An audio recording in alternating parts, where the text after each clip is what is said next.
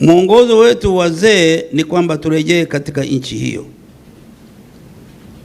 pamoja na changamoto, pamoja na tunajiuliza tufanye nini, pamoja na kungoja taarifa tuambiwe nini kimetokea.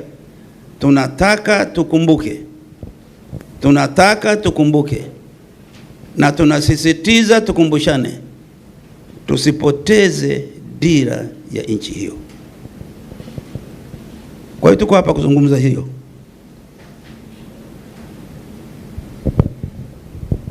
Huko nyuma tumesema yaliyotokea ni msiba, na msiba huwa mnalia pamoja.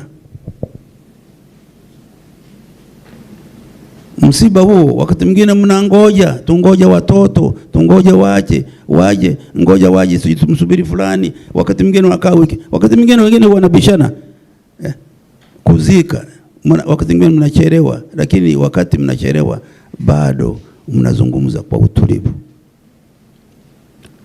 Tunataka wakati tunatafakari na kujua nini kilitokea, kwa nini kilitokea, nani alisababisha, ni sisi wote, ni baadhi yetu, ni nani?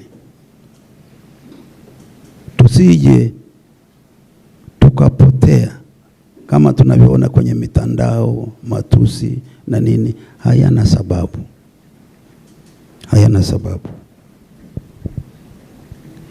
Na hii kauli mimi naisema tu, nitaka wazee mkubaliane na sisi.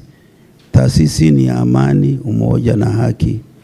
Tunataka kukumbushana kwamba changamoto zisije zikafanya tukapoteza msingi wa taifa letu. Wazee huwa hawazungumzi mambo makubwa katika mazingira ya fujo.